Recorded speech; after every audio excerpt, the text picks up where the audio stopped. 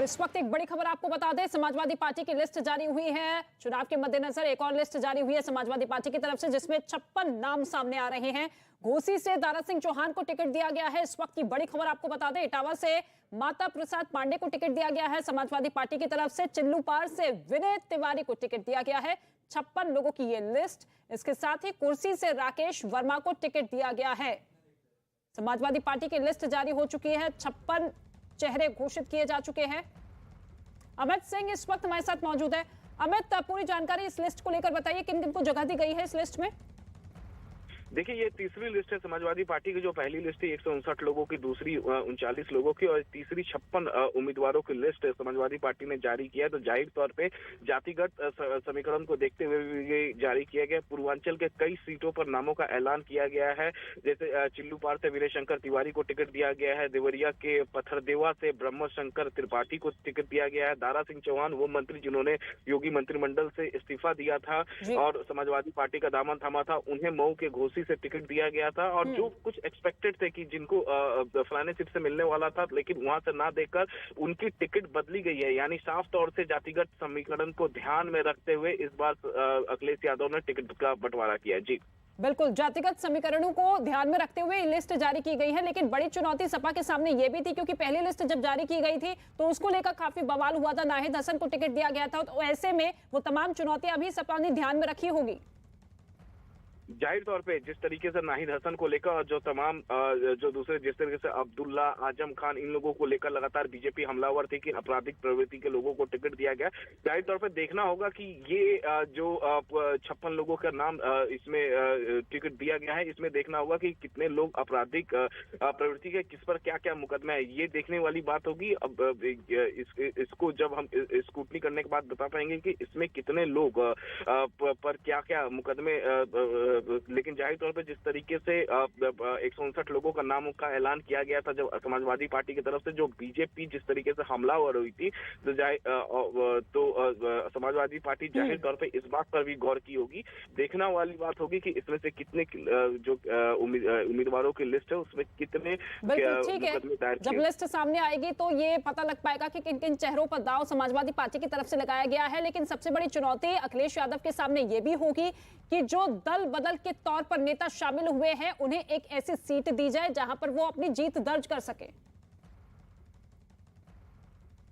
जिस तरीके से दारा सिंह चौहान को मऊ के घोसी से टिकट दी गई है। दारा सिंह चौहान योगी सरकार में बीते 5 साल वो मंत्रिमंडल में थे। उन्होंने मंत्रिमंडल से इस्तीफा दिया, समाजवादी पार्टी का दामन थामा और उसके बाद वो अब चुनावी मैदान में होंगे इस बार समाजवादी पार्टी के टिकट पे। तो जाहिर तौर पे इस तरीके के जितने भी लोग जो बीजेपी से छोड़कर समाजवादी पार्टी में आए थे, उन सभी लोगों को टिकट अभी तक दिया जा रहा है। तो जो एक कॉम्बिनेशन कास्ट फैक्टर का एक जो कॉम्बिनेशन होता है, उसको ध्यान में रखते हुए ये और भारतीय जनता पार्टी की सरकार का फैसला बेटियों के खिलाफ, भारतीय जनता पार्टी की सरकार की संवेदना पशुपालकों के खिलाफ और भारतीय जनता पार्टी की सरकार का फैसला और उनकी संवेदना किसान पिछली सरकार के समय पहला भगवान कृष्ण जी का सवाल किया कि सपने आते होंगे, कोसते होंगे कि तुम्हें सपा सौंपी, तुमने मेरी मुझसे ज्यादा और जाते जाते भी जवाहरलाल की घटना करवा गए, जिससे भगवान को कभी से माफ नहीं करता, क्योंकि भगवान की धरती पर पहला घटना उन्होंने उसी का कराया और जवाहरलाल की घटना करवाई, जिससे बच्चों को मारे गए। मुजफ्फरनगर का हुआ, बिजनौर का उपद्रव, बुलंदशहर का उपद्रव, मेरठ के उपद्रव, यही तो होगा। क्या 5 साल के विकास नहीं किया? क्योंकि अधिकारी को मालूम है हुआ करेंगे तो सूचना आएगी और एक झटके में सरकारी खाते में जमा हो जाएगी।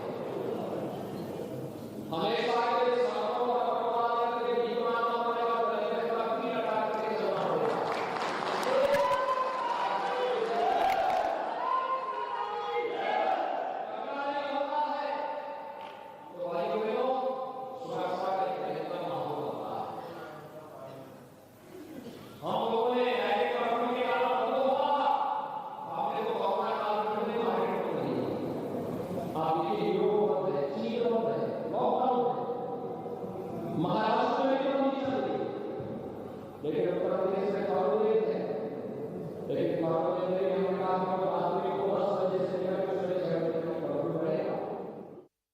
बिजनौर से योगी आदित्यनाथ को आप सुनते हुए, जो कि पिछली सरकारों के कामकाज को लेकर सवाल उठाते हुए। जाटलैंड में अमित शाह की बैठक के बाद माहौल पूरी तरीके से बदल गया है। बीजेपी नेता संजीव बालियान ने यह कहा है कि अखिलेश यादव और जयंत चौधरी बड़े लोग हैं, हेलीकॉप्टर से आएंगे और चले जाएंगे, हम यहीं लोगों के बीच रहेंगे। हम तो कह रहे हैं यही कैंप करेंगे। हम तो चाहते हैं कैंप करें, पर वो कैंप करते नहीं, फिर चले जाए अगले दिन। आप देख लेना, हम भी अब ये कितना अरे भाई बड़ा मुश्किल काम है, क्षेत्र में रहना, धक्के खाना। हेलीकॉप्टर से आना बड़ा आसान है, मजा आवे, 15 मिनट में कहीं पहुंचे। हमें तो यहाँ मोटरसाइकिल पे भी घूमना पड़े, कार में भी घूमना पड़े। अखिलेश यादव बड़े बाप के बेटे हैं, चौसा भी बड़े परिवार से राजनीतिक, वे जमींदार लोग हैं, बहुत जमीनें हैं, काम करने की जरूरत नहीं, दिल्ली लखनऊ बैठे। हम छोटे से किसान हैं, इतने से हम तो रोज मेहनत करते हैं, रोज मेहनत अपनी चाहते हैं फसल हमारी ठीक ठाक हो। योगी जी ने भी मेरे इंटरव्यू में बोला कि अखिलेश जी बड़े बाप के बेटे हैं, और आप भी बोल रहे हैं कि देखिए ये तो दोनों बड़े बाप के। इसके अलावा कोई क्वालिफिकेशन है क्या? इससे अलग हो तो बताओ इन लोगों को। अखिलेश यादव तो मुख्यमंत्री भी रह लिए। अरे भाई क्यों बने थे? मेरा नंबर क्यों नहीं आया? अखिलेश का क्यों आ गया? भाई आप उसके पिताजी मुलायम सिंह यादव मुख्यमंत्री थे ना, बड़ी बनाई पार्टी सौंप दी। जयंत सिंह जी वहां बैठे हैं, बड़ी बनाई पार्टी मिली है। एक दादा चौधरी चरण सिंह, इतना बड़ा नाम मिला है, जिसका नाम लेकर हम भी राजनीति करते हैं। और क्या है भाई, हम धक्के खा रहे हैं, वो खा रहे हैं क्या धक्के? वो तो ठीक है, बैठे हैं वहां, और चुनाव के टाइम पर 5 साल ट्वीट खेलेंगे, विदेश में घूमेंगे। अखिलेश यादव जी चुनाव का टाइम आऊंगा, घूमेंगे हेलीकॉप्टर में, उसमें हाय हाय करेंगे, बाय बाय करेंगे और चले जाएंगे। बीजेपी सांसद प्रवेश वर्मा ने जयंत चौधरी पर निशाना साधा। न्यूज 18 से खास बातचीत में उन्होंने कहा कि जयंत चौधरी ने जाट वोटों का ठेका नहीं ले रखा, जाट गलत गठबंधन के साथ नहीं जाएंगे। आज आपके घर पर बैठक हुई, मुलाकात हुई, बस एक शुरुआत कर रहा हूं एक ट्वीट से जो अभी जयंत चौधरी जी ने किया है। आपने संभवतः पढ़ लिया होगा सर। उन्होंने ट्वीट किया कि न्योता मुझे नहीं, उन 700 किसान परिवारों को दो जिनके घर आपने उजाड़ दिए। रिजेक्ट कर दिया सर ऑफर। प्रवेश जी, देखिए, हमने ना तो कोई उनको ऑफर दिया है, ना हमने कोई अपना न्योता दिया है। हमने तो माननीय गृह मंत्री जी ने एक केवल इतनी बात करी थी कि उन्होंने एक गलत घर का रास्ता चुन लिया है, और केवल इतना ही बोला है। अब आप वो इस बात को खुद ही न्योता मान लें और ऑफ़र मान लें, तो ऐसा पार्टी की तरफ से कोई न्योता ऑफ़र नहीं है। और वो क्योंकि युवा नेता हैं, एक अच्छे परिवार से, ऐसे परिवार से ताल्लुक़ रखते हैं जिनका किसानों के लिए वो अपना संघर्ष रहा है, उसका इतिहास है। तो अभी भविष्य में 1 साल बाद, 2 साल बाद कभी भी वो हमारे साथ में आना चाहेंगे तो उनका स्वागत है। केवल इतनी बात बोली, तो वो आज ही आए, आज ही हमने उनको न्योता दिया, ऐसी कोई बात नहीं है। मतलब वो भविष्य में आए, अभी भी स्वागत है, आप ये कह रहे हैं? हाँ, तो हम कोई अच्छे व्यक्ति, अच्छे युवा नेता को हम अपना क्यों मना करेंगे? अगर वो आना चाहेंगे, उनकी नीतियाँ, वो भी किसानों के लिए कुछ करना चाहते हैं। हमारी पार्टी भी किसानों के लिए काम करती है, वो भी पश्चिमी उत्तर प्रदेश जाट समाज के लिए, वहाँ के किसानों के लिए, मगर वो समाजवादी पार्टी के साथ अलायंस करके ये सब नहीं कर सकते, क्योंकि समाजवादी पार्टी का इतिहास रहा ही नहीं है। तो वो उन्होंने इसलिए गलत रास्ता चुना। अब वो आंकड़े, अगर उनको समझ आ रहे होंगे कि उनके साथ में अलायंस करके आंकड़े फिट बैठते होंगे, तो वो गणित एक अलग है। मगर वो उसके साथ रहकर, समाजवादी पार्टी के साथ रहकर समाज का कुछ भला कर पाएंगे, किसानों का कुछ भला कर पाएंगे, उन्होंने ऐसा नहीं सोचा। और चुनाव परिणाम के बाद भी कोई संभावना, क्योंकि आपने ये भी कहा कि समाज के लोग उनसे बात करेंगे, तो क्या चुनाव के बाद भी कोई पॉसिबिलिटी है क्या प्रवेश जी? देखिए, एक तो हमारी वहाँ पर भारतीय जनता पार्टी की पूर्ण बहुमत से सरकार बनेगी। पूर्ण बहुमत से सरकार बनने के बाद भी वो अगर हमारी सरकार के साथ में काम करना चाहेंगे तो उनका स्वागत रहेगा। प्रवेश जी, आपने कहा कि गणित उनको सूट कर रहा होगा, इसलिए उन्होंने, वो कह रहे हैं न्योता, आपने कहा न्योता दिया ही नहीं, वो कह रहे हैं मुझे न्योता नहीं चाहिए, तो गणित उनको, ये गणित क्या आपको नुकसान पहुंचाएगा? ये जाट मुस्लिम कॉम्बिनेशन जो है पश्चिमी उत्तर प्रदेश में, ये जो कहा जा रहा है कि ये आपके लिए बड़ा घातक है, जाट मुस्लिम साथ आ गए हैं और ये कॉम्बिनेशन हो गया अगेंस्ट यू, तो ये आपके लिए कोई चिंता का विषय? देखिए, जाट समाज अभी तक मुजफ्फरनगर दंगों को भूला नहीं है और ना कभी भूल पाएगा। और समाजवादी पार्टी में ये सब हुआ था और हजारों बच्चों के ऊपर में केस दर्ज हुआ था, कईयों की जान गई थी, कईयों को उत्तर प्रदेश से अपना घर छोड़कर जाना पड़ा था। अगर सभी के केस ख़त्म हुए तो वो केवल हमारी सरकार के कारण ही ख़त्म हुए, वरना आज भी सारे कोर्ट कचहरी के धक्के खाते रहते। तो समाजवादी पार्टी में कोई न्याय किसी को कभी मिल पाएगा, ऐसा कभी किसी को कोई गलतफहमी नहीं है। और जाट और मुसलमान वहाँ पर एक हो ही नहीं सकता, किसी भी सूरत में, किसी भी विधानसभा में नहीं हो सकता। ये मैं आपको आज बताना चाहता हूँ। अलायंस के बावजूद बेशक एसपी आरएलडी साथ आ गए हैं, जयंत जी अखिलेश जी के साथ चले गए हैं, फिर भी नहीं।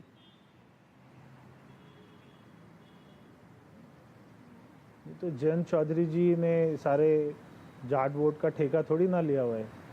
वो अगर एक गलत पार्टी के साथ में अलायंस करेंगे तो जाट समाज उनके साथ क्यों जाएगा।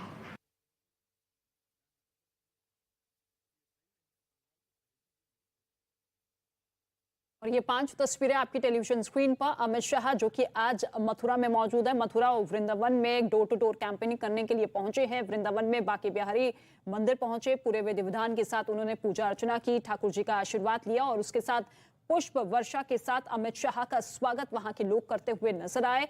घर घर जनसंपर्क अभियान की शुरुआत जिस तरीके से की गई है उसी को धार देते हुए अमित शाह नजर आ रहे हैं। घर घर जाकर योगी सरकार की तमाम उपलब्धियों, उनके कामकाज के बारे में जानकारी देते हुए नजर आ रहे हैं। और एक बच्ची ने आज अमित शाह को जब माला पहनाने की कोशिश की तो उसी माला को अमित शाह ने उस बच्ची को पहनाया। तो यूपी विधानसभा चुनाव में मिशन 300+ का टारगेट हासिल करने के लिए बीजेपी ने एड़ी चोटी का जोर लगा दिया है। चुनावी महायुद्ध में अपनी जीत पक्की करने के लिए बीजेपी ने अपने सारे नेताओं को चुनावी मैदान में उतार दिया है। और इसी कड़ी में गृह मंत्री अमित शाह आज मथुरा के दौरे पर हैं।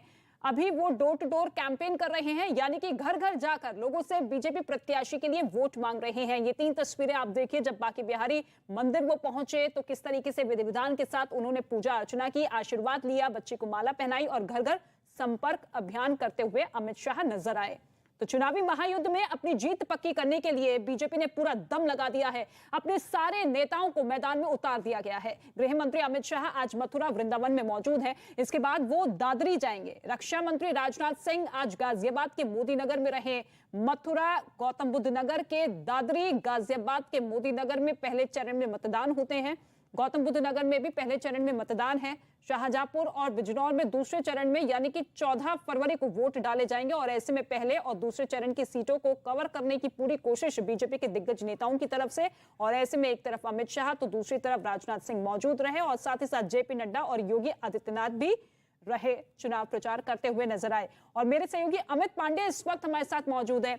अमित, देखिए, पश्चिमी यूपी को फतेह करने के लिए जोर आजमाइश हर एक पॉलिटिकल पार्टीज की अपने चरम पर है, लेकिन जिस तरीके से door to door campaigning Amit Shah पश्चिमी यूपी में कर रहे हैं, क्या लगता है कि तस्वीर किस तरीके से बदलती हुई नजर आ रही है? देखिए, अलग अलग पार्टियां अलग अलग रणनीति के हिसाब से काम कर रही हैं। गृह मंत्री अमित शाह भी उसी हिसाब से, जो बीजेपी की रणनीति है उस हिसाब से काम कर रहे हैं। अब हम यहाँ पर पश्चिमी उत्तर प्रदेश के दादरी इलाके में मौजूद है। बहुत महत्वपूर्ण इलाका है। तस्वीरों में हमारे कैमरा पर्सन दिनेश देवी दिखाएंगे। इससे पहले जाट बाहुल्य क्षेत्र में गृह मंत्री अमित शाह ने जाट समुदाय के लोगों से वहाँ से मुलाकात की थी, मथुरा का दौरा किया। अब यह जो इलाका है दादरी का तुगलपुर इलाका है, यह गुर्जर बाहुल्य क्षेत्र है और यहाँ पर प्रमुख गुर्जर नेताओं से मुलाकात करेंगे। एनसीआर में दादरी, गाजियाबाद, नोएडा, ग्रेटर नोएडा, इन सब इलाकों में जो गुर्जर समाज के लोग हैं उनकी तादाद बहुत ज़्यादा है। और तमाम जो अलग अलग आंदोलनों को लेकर गुर्जर समुदाय आते हैं, सामने आते हैं और इनके समर्थन में अभी पिछले महीने योगी आदित्यनाथ ने भी जनसभा की थी। मिहिर भोज जो विद्यालय है, महाविद्यालय, वहाँ उद्घाटन किया था उसका। और उसके बाद महत्वपूर्ण नेता आते रहे। अब गृह मंत्री अमित शाह यहाँ पर आएंगे और इस इलाके में, गुर्जर बाहुल्य इस इलाके में तुगलपुर कॉलोनी में डोर टू डोर कैंपेन करेंगे। अनुसूचित जाति की महिलाओं के परिवारों के साथ गृह मंत्री संवाद करेंगे। तो न केवल अलग अलग इलाका है बल्कि अलग अलग समुदाय के लोगों तक किस तरीके से बीजेपी अपनी रणनीति पर काम कर रही है और शीर्ष नेता इसकी अगुवाई कर रहे हैं, ये तस्वीरें इस बात को बयां कर रही हैं। अमित, हर जाति, हर समुदाय को साधने की कोशिश तो बीजेपी की तरफ से है, लेकिन यही वो पश्चिमी यूपी है जहां पर सबसे ज्यादा नाराजगी बीजेपी के खिलाफ देखने को मिल रही है। है। ऐसे में हमने देखा भी है कि मैराथन बैठक जिस तरीके से चल रही है उसमें सीधे संवाद करने की कोशिश है, उनकी समस्याओं के बारे में जानने की कोशिश है। तो ऐसे में क्या बीजेपी इसे प्लस पॉइंट के तौर पर देख रही है कि वो डैमेज दूर होगा?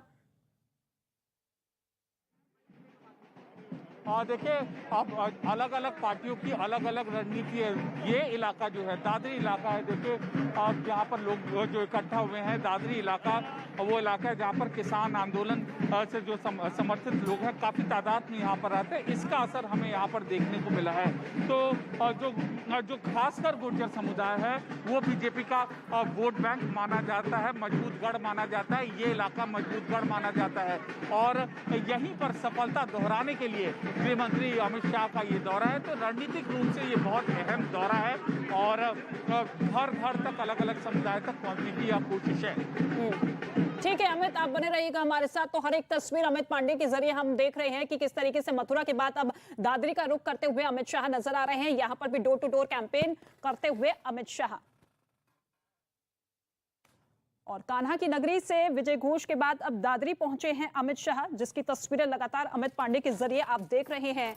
चुनाव प्रचार अभियान जो कि तेजी से आगे बढ़ता हुआ नजर आ रहा है। पहले चरण का मतदान 10 तारीख को होना है, दूसरे चरण का मतदान 14 तारीख को होना है और ऐसे में उन तमाम सीटों पर अपनी पहुंच बनाने के लिए बीजेपी की पूरी कोशिश है।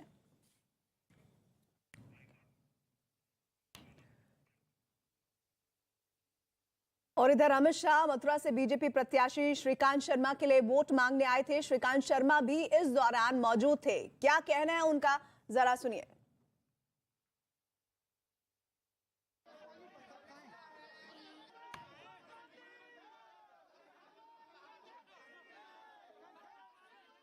गृहमंत्री अमित शाह की बांके बिहार मंदिर में यात्रा है और उसके बाद हमारे साथ श्रीकांत शर्मा जी, कैसे देख रहे हैं इस यात्रा को? देखिए, चुनावी समय है, लोकतंत्र का उत्सव है और सब जगह हम वोट मांगने जाते हैं। हमारे पास लीडरशिप है, हमारे पास नीचे कैडर है। तो आज माननीय गृह मंत्री जी यहाँ ब्रज में आए हैं, बांके बिहारी जी के दर्शन किए हैं और आशीर्वाद लेकर गए हैं कि जितने भी जो राष्ट्र विरोधी ताकतें हैं उनको सबको कॉर्नर करेंगे और विश्वगुरु आने वाले समय में अपने भारत को बनाएंगे। डबल इंजन की सरकार हमारे उत्तर प्रदेश में बने।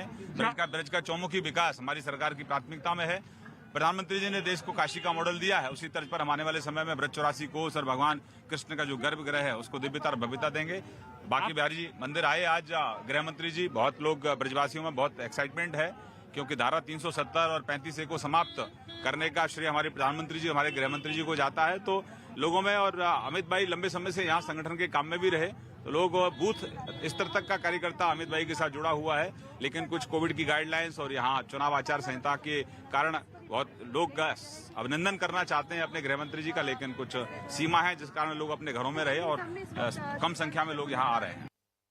और लगातार अमित पांडे हमारे साथ बने हुए हैं। अमित, जिस तरह से ताबड़तोड़ ये दौरे गृह मंत्री अमित शाह के हो रहे हैं, एक बड़ा संकेत पश्चिमी उत्तर प्रदेश के लिए है। लेकिन 2017 के चुनाव में जो नतीजे सामने आए थे, एक बड़ा दबाव है इस बार बीजेपी पर कि क्या वो आंकड़ा दोहरा पाएगी बीजेपी? जी बिल्कुल, बड़ा दबाव है, ये बहुत सही शब्द आपने बोला है। और बदली हुई परिस्थितियों के भीतर किस तरीके से बीजेपी अपना किला बचाएगी ये हमें देखना होगा। और इसीलिए ये जो तमाम जो नेता है लगातार ये दौरे कर रहे हैं। देखिए, गृहमंत्री अमित शाह किसी भी वक्त यहाँ पर आ सकते हैं। तमाम जो बड़े नेता हैं उनकी यहाँ पर मौजूदगी है और यहाँ पर लोग भी आए हैं। हमारे पास गोपाल कृष्ण जी हैं, बीजेपी के वेस्टर्न यूपी मीडिया के इंचार्ज हैं। ये दौरा यहाँ पर कैसे आप महत्वपूर्ण देखते हैं गोपाल जी? देखिए, ये बहुत महत्वपूर्ण क्षेत्र है। जिस तरह से नोएडा गौतम बुद्ध नगर पूरी विकास की प्रगति के रास्ते में आगे बढ़ रहा है, चाहे उत्तर प्रदेश के विकास का रास्ता हो, चाहे देश की आर्थिक विकास की रास्ता हो, यह गौतम बुद्ध नगर, नोएडा, ग्रेटर नोएडा, दादरी, इन सब क्षेत्र में बहुत तेजी से सब विकास के जाट समुदाय के बाद अब गुर्जर समुदाय तक पहुंचने की ये कोशिश है। कहीं ना कहीं ऐसा नहीं कि दबाव है बीजेपी के सामने अपने पुराने गढ़ को या परफॉर्मेंस रिपीट करने के, किसान आंदोलन का गुस्सा हम देख रहे हैं। नहीं, देखिए, इस पूरे क्षेत्र में भारतीय जनता पार्टी का बड़ा वर्चस्व है। पूरा गुर्जर समाज हो या जो भी इस क्षेत्र का समाज है, शहरी क्षेत्र के लोग हैं, वो सब भारतीय जनता पार्टी के साथ पूरी तरह से। आप देखिए किस उत्साह से सब लोग यहाँ पे खड़े हुए हैं। देखिए ये दावा करते हुए और बीजेपी के वेस्टर्न यूपी के मीडिया इंचार्ज हैं गोपाल जी, और ये अपना जो व्यू है वो बताते हुए, तो लेकिन कुल मिलाकर यहाँ पर हम ये माहौल ये देख सकते हैं कि जो परफॉर्मेंस है बीजेपी को एक बड़ी कवायद में जुटी हुई है सत्ताधारी पार्टी अपने इस गढ़ को बचाने में। और साथ ही एक और अहम बात आ जाती है सामने, वो ये कि जिस तरह से जाट समुदाय को अपनी ओर करने की कोशिश भारतीय जनता पार्टी कर रही है और उसकी अगुवाई कर रहे हैं गृह मंत्री अमित शाह, ऐसे में जयंत चौधरी के उन ट्वीट और बयानों का जिक्र होना चाहिए जिसमें वो काफी खरा प्रहार कर रहे हैं भारतीय जनता पार्टी पर। अमित जी बिल्कुल होना चाहिए, और इसीलिए देखिए कि गृह मंत्री अमित शाह की संवाद के बाद जयंत चौधरी का आज मुजफ्फरनगर का दौरा है और उसके बाद कल अखिलेश यादव जयंत चौधरी की प्रेस कॉन्फ्रेंस है और 2 दिन बाद अखिलेश यादव जयंत चौधरी इस इलाके में आएंगे। और न केवल सिर्फ जयंत चौधरी हम यहाँ पर कह सकते हैं, ये पूरा इलाका जो है ये बसपा का भी गढ़ रहा है। इससे कुछ ही दूरी पर बादलपुर इलाका उत्तर प्रदेश की पूर्व मुख्यमंत्री मायावती का गृह जनपद रहा है और ये यहाँ पर बसपा के विधायक भी जीतते आए हैं, सपा के भी कुछ विधायक यहाँ पर पहले भी जीता करते थे। तो एक ये मिश्रित लड़ाई है यहाँ पर, ये पश्चिमी उत्तर प्रदेश के अंदरूनी इलाकों जैसा नहीं है एनसीआर की, जहाँ पर सीधे सीधे बीजेपी और गठबंधन के उम्मीदवारों में है। यहाँ 3 प्लेयर हैं, बसपा, सपा आरएलडी गठबंधन और बीजेपी, और कांग्रेस भी अपनी पूरी ताकत यहाँ पर झोंकने की कोशिश कर रही है। लेकिन जिस बसपा की आप बात अमित कर रहे हैं, वो बसपा इस बार चाहे कैंपेन हो या फिर किसी तरह की जुबानी जंग हो, उसमें कहीं नजर नहीं आ रही है। इसलिए बार बार सवाल ये उठ रहा है कि बहुजन समाजवादी पार्टी क्या पिछला अपना आंकड़ा डबल डिजिट वाला भी दोहरा पाएगी? ये बड़ा प्रश्न है। और लगातार जिस तरह से ताबड़तोड़ दौरे हो रहे हैं मथुरा में, कुछ साधु संतों से भी गृह मंत्री ने मुलाकात की है और इसके बाद उन्होंने प्रभावी मतदाता संवाद में हिस्सा लिया है। मथुरा से बीजेपी उम्मीदवार श्रीकांत शर्मा के लिए वोट मांगा है और उत्तर प्रदेश के चुनाव को भाग्य का निर्णय करने वाला चुनाव बताया और ये भाग्य है भारत का भाग्य। और इस दौरान उन्होंने अखिलेश यादव पर जमकर निशाना साधा है। 7.5 साल से मोदी जी की सरकार है, राहुल बाबा भी भ्रष्टाचार का आरोप नहीं लगा सकते हैं क्या? लगा सकते हैं क्या? 5 साल हो गए योगी सरकार को। अखिलेश बाबू, नोटों की ढेर निकलते हैं आपके लोगों के यहां से। भारतीय जनता पार्टी भ्रष्टाचार का कोई आरोप नहीं लगा। समाजवादी की पार्टी की सरकार थी, गुंडा राज था या नहीं था बताओ भाई, जरा जोर से बोलो, था या नहीं था? बाहुबली परेशान करते थे या नहीं करते? बहन बच्चियों को सम्मान, उसका अपमान होता था या नहीं होता था? भारतीय जनता पार्टी की सरकार आई, जो बाहुबली से पहले पुलिस डरती थी, वो पुलिस से डरकर गले में पट्टी लगाकर सरेंडर कर रहे हैं। और जब इन पर गाज गिरती है, अखिलेश जी के पेट में दर्द होता, कहीं आजम खान, कहीं मुख्तार अंसारी, न जाने कितने फैला कर ये जो दावे करते हैं, मैं पूछना चाहता हूं कि आपके शासन के अंदर सुशासन क्यों नहीं है? यहां कानून का राज क्यों नहीं आया? और मित्रों, उत्तर प्रदेश की आर्थिक व्यवस्था खस्ता हाल, लाले पड़ गए थे तनख्वाह करने के। आज 5 ही साल में उत्तर प्रदेश भारत की दूसरी सबसे बड़ी व्यवस्था है। एक बार और आशीर्वाद दे दो, राधे राधे कर अगले 5 साल में नंबर 1 अर्थव्यवस्था बनाने का काम भारतीय जनता। और इस बीच एक बड़ी खबर आ रही है। बड़ी खबर यूपी के मथुरा दौरे पर अमित शाह से संबंधित है। अमित शाह ने बांके बिहारी में पूजा अर्चना की है, जिसकी जानकारी लगातार तस्वीरों के जरिए हम आपको दिखा रहे हैं। वृंदावन में बांके बिहारी की पूजा अर्चना उन्होंने की है। मथुरा में अमित शाह का प्रचार अभियान चल रहा है। गोवर्धन सीट के सतोहा गांव में इस वक्त वो प्रचार करने के लिए पहुंचे और वो लगातार तस्वीरें सामने आई। लेकिन एक और बड़ी खबर, स्कूल खुलने की इजाजत पर बड़ी एडवाइजरी केंद्र सरकार की तरफ से जारी हो सकती है। कोरोना नियमों का पालन जरूरी होगा। साथ ही सूत्रों के हवाले से खबर आ रही है कि बड़ी खबर यह हो सकती है कि स्कूलों पर बड़ा फैसला हो सकता है। न्यूज़ 18 के अमिताभ सिन्हा की यह खबर है, जिसके मुताबिक जानकारी ये मिल रही है कि बड़ा फैसला हो सकता है स्कूलों को खोलने को लेकर। और ये जानकारी मिल रही है कि लगातार जिस तरह से अभिभावक ये बात अपील कर रहे हैं लोगों से कि लगातार उनकी दिक्कतें बच्चों को पढ़ाने को लेकर बढ़ रही हैं, और ऐसे में वैक्सीनेशन का जो अभियान चल रहा है उसके तहत ये कहा जा रहा है कि अब आप स्कूल खोलने पर विचार करें। और केंद्र सरकार की तरफ से ये बड़ी एडवाइजरी जारी हो सकती है। इस वक्त की बिग ब्रेकिंग न्यूज वो ये कि केंद्र सरकार एडवाइजरी जारी कर सकता है कि अगर स्कूल खोले जाते हैं तो वो नियम कायदे क्या होंगे जिसके तहत स्कूलों को खोला जाएगा। अमिताभ सिन्हा हमारे साथ हमारे सहयोगी इस खबर पर जुड़ रहे हैं। अमिताभ, ये बड़ी एडवाइजरी की जानकारी आ रही है और ऐलान होने में कितना वक्त लग सकता है इसको? देखिए, स्वास्थ्य मंत्रालय एक मॉडल पर काम कर रहा है जिसके तहत स्कूल खोले जा सकते हैं, क्योंकि लगातार पेरेंट्स की भी डिमांड आ रही है और देश भर से आ रही है कि स्कूल कॉलेज जल्दी खोले जाएं। तो इसके लिए एक मॉडल पर काम चल रहा है और स्वास्थ्य मंत्रालय ने अपनी एक एक्सपर्ट कमेटी को कहा है कि जितने ऑप्शंस हो सकते हैं सोशल डिस्टेंसिंग नॉर्म्स को लेकर, जितने प्रोटोकॉल्स हो सकते हैं उनका इस्तेमाल करने की बातें करके धीरे धीरे स्कूलों को खोलने की सुविधा प्रदान करेंगे। तमाम राज्यों को एडवाइजरी जाएगी। इसीलिए हेल्थ मिनिस्ट्री जल्दी से जल्दी ये एडवाइजरी जारी कर सकता है और हो सकता है कि अगले एक हफ्ते के बाद भी आ सकती है, फरवरी के पहले हफ्ते में भी आ सकती है, क्योंकि अब केंद्र सरकार भी अब बड़े गंभीरता से इस विचार कर रही है कि स्कूल कॉलेज खोले जाएं। तो यानी कि आप ये कहना चाह रहे हैं कि फरवरी के पहले हफ्ते में इस एडवाइजरी को आप देख सकते हैं, सामने आ सकते हैं। लेकिन क्या ये एडवाइजरी सभी स्कूल के जो छात्र हैं उनके लिए होगा या फिर कुछ लिमिटेड क्लासेस के लिए होगा?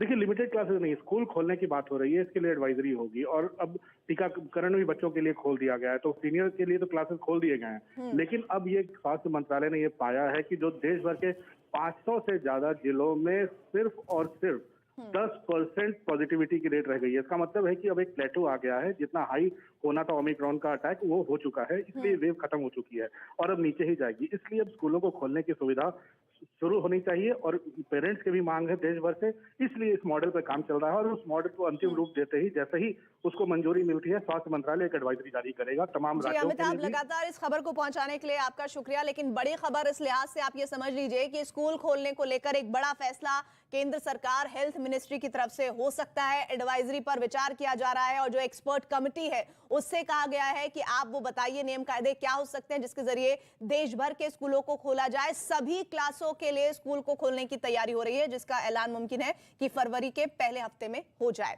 इधर वापस लौटते हैं मथुरा की खबर पर, जहां पर आप देखिए उत्तर प्रदेश में, पश्चिमी उत्तर प्रदेश का वो हिस्सा जहां पर बांके बिहारी के दर्शन करने के लिए गृह मंत्री अमित शाह पहुंचे और ताबड़तोड़ उनका कैंपेन चल रहा है। यानी कि उनका तूफानी दौरा इस वक्त चल रहा है। मथुरा के बाद किस तरह से तमाम ऐसी जगह जहां वृंदावन भी शामिल है और ऐसी जगह दादरी के होते हुए वो ग्रेटर नोएडा के उन तमाम लोगों से मिल रहे हैं, डोर टू डोर कैंपेन में जुड़े हुए हैं, जिसका मकसद साफ है कि अगर कोरोना में तमाम पाबंदियां लगाई गई हैं, उन पाबंदियों के साथ डोर टू डोर कैंपेन बहुत इंपॉर्टेंट हो जाता है। और ऐसे में वो पहुंचे हैं लोगों के बीच में, पैम्फलेट उन्हें बांट रहे हैं। जहां जहां से गृह मंत्री अमित शाह जा रहे हैं वहां से फूलों की वर्षा उन पर की जा रही है, बरसात हो रही है। और कई जगह ऐसी तस्वीरें भी सामने आई जहां उनका तिलक लगाकर सम्मान करने की भी तस्वीरें आ रही हैं और लोग उनसे बात करना चाहते हैं, उनको अपनी समस्याएं बताना चाहते हैं। लेकिन अमित शाह ने अपने इस दौरे के जरिए साफ कर दिया है कि इस बार का आपका वोट भारत निर्माण के लिए वोट होगा। मथुरा में लोगों को संबोधित करते हुए उन्होंने कहा कि अगर मोदी सरकार नहीं होती तो राम मंदिर नहीं बनता। मोदी जी की सरकार न होती तो राम जन्मभूमि का मंदिर संभव था क्या? होता क्या? बाबा विश्वनाथ का कॉरिडोर बनता क्या? विंध्यवासिनी का पुनर्निर्माण होता क्या? ये भारतीय जनता पार्टी की सरकार है जिसने वोट बैंक की चिंता करे बगैर समाज के श्रद्धा केंद्रों को फिर से दैदीप्यमान करने का काम किया है। भगवान परशुराम के नाम पर यहाँ प्रदेश में परशुराम पार्क का निर्माण हम कर रहे हैं। यहाँ पर वृंदावन के अंदर ढेर सारे काम भी हमने चालू किए हैं। मथुरा में भव्य कृष्ण महोत्सव का उत्सव कर कर दुनिया भर के यात्री मथुरा में आए, ये परंपरा को भारतीय जनता पार्टी ने शुरू किया है। श्री कृष्ण जन्मभूमि क्षेत्र के 10 किलोमीटर में तीर्थ स्थल घोषित करने का काम भारतीय जनता पार्टी की सरकार ने किया है। वृंदावन, बरसाना, गोवर्धन, बलदेव, नंदगांव, राधाकुंड और गोकुल जैसे धामों को तीर्थ स्थान घोषित कर कर उसकी महत्ता और पवित्रता और दिव्यता को आगे बढ़ाने का काम भारतीय जनता पार्टी की सरकार ने किया है। ब्रज तीर्थ विकास परिषद की हमने स्थापना की है। ब्रज परंपराओं की सभी छटाओं, सांस्कृतिक पर्यावरण संबंधी भी चिंता यही समिति कर रही है और आने वाले दिनों में विश्व भर का पर्यटन यहाँ आए, इस प्रकार का हमने आयोजन किया है। बांके बिहारी मंदिर की 22 कुंज गलियों और कृष्ण जन्मस्थान के मार्गों का विकास, मैं पहले भी आया हूं, आज भी बांके बिहारी की गलियों में जाकर आया हूं। बहुत बड़ा अंतर देखकर मन को बहुत शांति मिलती है। अमित का रुख एक बार फिर से कर लेते हैं। अमित, एक साफ संदेश देने की कोशिश अमित शाह कर रहे हैं। उन्होंने कहा कि इस बार गुंडा वर्सेस राष्ट्रवाद के लिए चुनाव हो रहा है, सिर्फ उत्तर प्रदेश के लिए चुनाव नहीं कह रहे हैं वो इसे। और देखिए, पिछले एक हफ्ते से जब भी हमने बीजेपी नेताओं के, हमने आला नेताओं का इंटरव्यू लिया है, तो उन्होंने यही कहा कि इस बार राष्ट्रवाद के मुद्दे पर चुनाव लड़ेगी। हम इससे पहले भी उप मुख्यमंत्री दिनेश शर्मा से हमने बात की थी, केशव प्रसाद मौर्य से बात की थी। आज गृह मंत्री का ये बयान है, मतलब साफ है कि राष्ट्रवाद का जो मुद्दा बीजेपी के रहा है उसी को प्रमुख रूप से आगे ले जाएगी। और दूसरी चीज है कि समाजवादी पार्टी के ऊपर, तत्कालीन समाजवादी पार्टी के ऊपर 2012 से 17 के दौरान जो कानून व्यवस्था जो खराब होने के आरोप लगते रहे थे, उसको भी चुनाव में बढ़ चढ़कर यहाँ पर बीजेपी यहाँ पर चुनाव प्रचार अभियान यहाँ पर करेगी।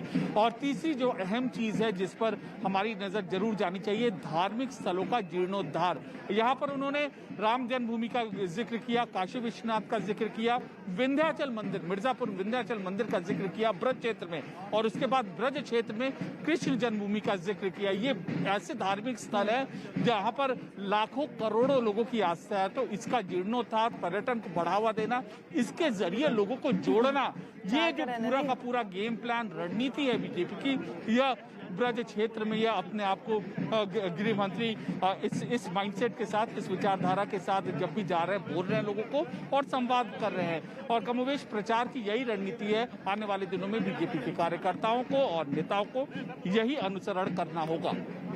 रक्षा मंत्री राजनाथ सिंह भी इस बीच चुनावी रण में उतर गए हैं। अमित, वो भी तस्वीरें दिखाना अहम हो जाता है। किस तरह से भारतीय जनता पार्टी ने अपने दिग्गजों को मैदान में उतार दिया है और वो भी डोर टू डोर कैंपेन कर रहे हैं। राजनाथ सिंह ने कहा कि प्रधानमंत्री ने तीनों कृषि कानूनों को वापस लिया, अहंकार नहीं दिखाया। साथ ही कहा कि उत्तर प्रदेश जिन्ना नहीं गन्ना का नाम लेना चाहता है। एक हमारा पड़ोसी है जो बराबर इधर उधर की कुछ नापाक हरकतें करता ही रहता है। आप जानते ही होंगे उसका नाम क्या है, मालूम है? पाकिस्तान है। अब पता नहीं पाकिस्तान के निर्माता जिन्ना का नाम क्यों लिया जाता है। भाई, जिनको ये राजनीति करनी है, उत्तर प्रदेश की राजनीति में जिन्ना का नाम नहीं लिया जाना चाहिए, नाम लिया जाना चाहिए तो किसानों पे गन्ना का नाम लिया जाना चाहिए, जिन्ना का नाम नहीं लिया जाना चाहिए। मैं आपको याद दिलाना चाहता हूं, 1951 1951 डॉक्टर श्यामा प्रसाद मुखर्जी हमारे उस समय नेता हुआ करते थे, भारतीय जनसंघ हुआ करती थी।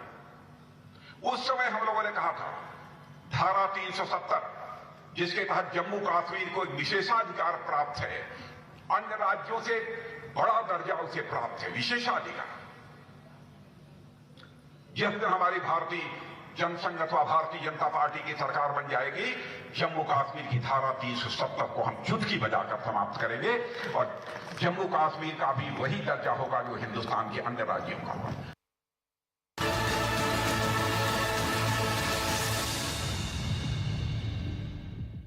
और आइए बात करते हैं राष्ट्रवाद पर डर की। पूर्व उपराष्ट्रपति हामिद अंसारी का विवादास्पद बयान आया है। अंसारी ने कहा कि हिंदू राष्ट्रवाद चिंता का विषय है। कहा कि धार्मिक आधार पर लोगों को बांटा जा रहा है, राष्ट्रीयता को लेकर विवाद पैदा किया जा रहा है, देश में असुरक्षा का माहौल बनाया जा रहा है, देश में एक धर्म के लोगों को उकसाया जा रहा है, देश में असहिष्णुता तो हवा दी जा रही है उसको।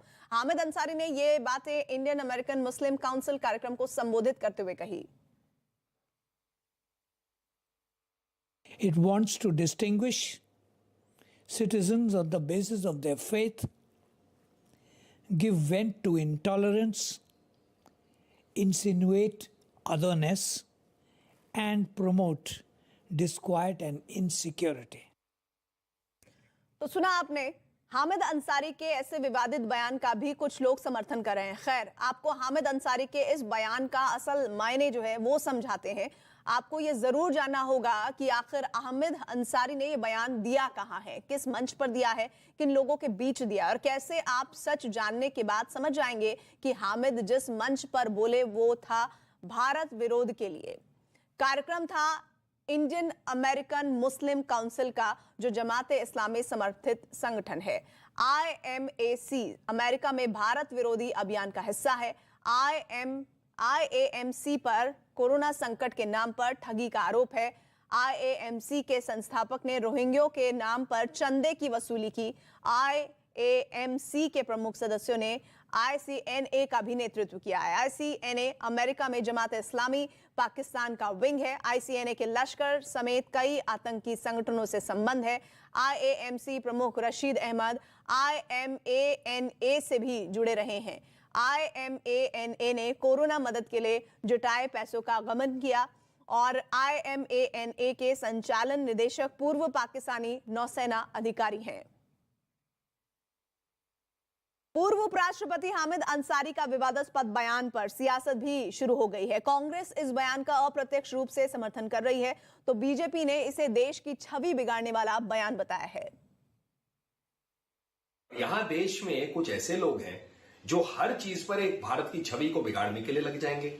विदेशी मंच पे बैठ के ऐसे दिखाएंगे जैसे भारत के अंदर में एक बहुत खराब माहौल बन गया है। प्रधानमंत्री जी विदेश जाते हैं देश की छवि सुधारने के लिए, और कुछ लोग का एजेंडा होता है कि विदेश में जाकर भारत की छवि को धूमिल करने के लिए। कुछ व्यक्ति या समूह पूरे देश की भावना नहीं बनती है, तो हामिद अंसारी जी को ऐसे मौके पर जब चुनाव हो रहा है इस प्रकार की बात बोलकर वो क्या कहना चाहते हैं वो उनको स्पष्ट करना चाहिए। सबसे ज्यादा बंटवारा अगर किसी ने किया, किसी उपराष्ट्रपति ने किया, अपने पद पे रहते हुए किया, तो ये हामिद अंसारी थे। ये पूरा देश जानता है। और ये आदमी कहता है कि धार्मिक आधार पे बंटवारा हो रहा है। मुझे बोलना नहीं चाहिए क्योंकि इतने महत्वपूर्ण पद पे रह चुके हैं, लेकिन उनको अपनी गरिमा नहीं है तो वो पद की गरिमा क्या समझेंगे। आपने तो उन लोगों को अपने पार्टी में रखा हुआ है, उन लोगों को सांसद बनाया हुआ है जिन्होंने गांधी के हत्यारों की लगातार जय जयकार की है, जिन्होंने गोडसे को अपना आइडियल माना है, आदर्श माना है, और जिन्होंने हेमंत करकरे जैसे शहीदों के ऊपर कितनी अभद्र टिप्पणियां करी। तो मुझे ऐसा लगता है कि किसी और पर टिप्पणी करने से पहले चुनी हुई सरकार से कुछ सवाल पूछने बहुत जरूरी हैं।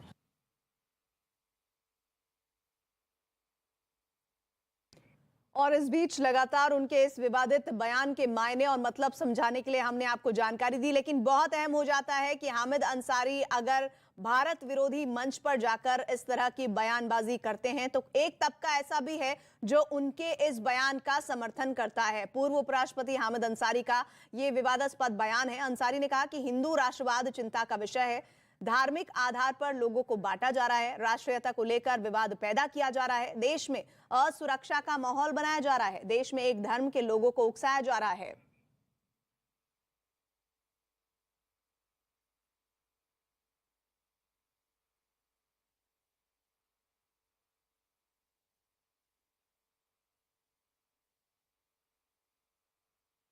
और इस बीच एक बड़ी खबर आ रही है अमृतसर से, जहां पर राहुल गांधी को काले झंडे दिखाए गए हैं। इस वक्त की बिग ब्रेकिंग न्यूज अमृतसर से, जहां अमृतसर में राहुल गांधी को काले झंडे दिखाए गए हैं। वाल्मीकि समाज के लोगों ने काले झंडे दिखाए। इनका कहना है कि समाज को टिकट में पर्याप्त प्रतिनिधित्व नहीं मिला है। हालांकि ये लगातार कहा गया है कि दलित मुख्यमंत्री बनाए जाने के पीछे मकसद ये था कि एक तबके को संतुष्ट किया जाए। वहीं दूसरा जो तबका है वो सामने आ गया है। वाल्मीकि समाज ने राहुल गांधी को काले झंडे दिखाए हैं और ये कहा है कि उनके समाज को उनके टिकट में पर्याप्त प्रतिनिधित्व नहीं दिया गया है। और सफलता पाने की कोई उम्र नहीं होती, इसे मेहनत और लगन से किसी भी उम्र में हासिल किया जा सकता है और यही हमने अपनी पहल बायजूस यंग जीनियस सीजन 2 में हर बच्चे में देखा। आइए एक नजर डालते हैं नीलकंदन नायर और प्रसिद्धि सिंह पर, जो इस हफ्ते बायजूस यंग जीनियस पर दिखाई देंगे। ഞാൻ എൻ്റെ 6ാമത്തെ വയസ്സ് മുതൽ കളരിപ്പയറ്റ് പഠിക്കുന്നുണ്ട്. എൻ്റെ അച്ഛൻ എന്നോട് പറഞ്ഞു തന്നു കളരിപ്പയറ്റിൻ്റെ ഗുണങ്ങളും കഥകളും ഒക്കെ. അപ്പം എനിക്കും കളരിപ്പയറ്റിനോട് ഇൻട്രസ്റ്റ് വന്നു. നീലകണ്ഠൻ്റെ അധ്യാപകൻ എന്ന നിലയിൽ ഞാൻ വളരെയധികം അഭിമാനം കൊള്ളുന്നു. ഇപ്പം ഞാൻ അവനെ ശ്രദ്ധിക്കാനുണ്ടായ കാരണം എന്തെന്ന് വെച്ച് കഴിഞ്ഞാൽ അവൻ നല്ല ഡെഡിക്കേറ്റഡ് ആണ്, അതേപോലെ തന്നെ ഫോക്കസ്ഡ് ആണ്. അതേപോലെ തന്നെ ഇത്രയും കൊല്ലത്തിൻ്റെ ഇടയ്ക്ക്, ഈ 4 കൊല്ലത്തിനിടയ്ക്ക് ഇന്നേ വരെ അവൻ പറഞ്ഞിട്ടില്ല എന്നെ കൊണ്ട് ഇത് ചെയ്യാൻ കഴിയില്ല. ഞാൻ കളരിപ്പയറ്റ് എപ്പോൾ പെർഫോം ചെയ്താലും എപ്പോഴും സ്റ്റിക്കും സ്വോർഡും ഫ്ലെക്സിബിൾ സ്വോർഡുമാണ് എനിക്ക് ഏറ്റവും കൂടുതൽ ഇഷ്ടം. मैंने सपने में भी नहीं सोचा था कि वो इतना पॉपुलर होगा और इतना कुछ आगे करेगा.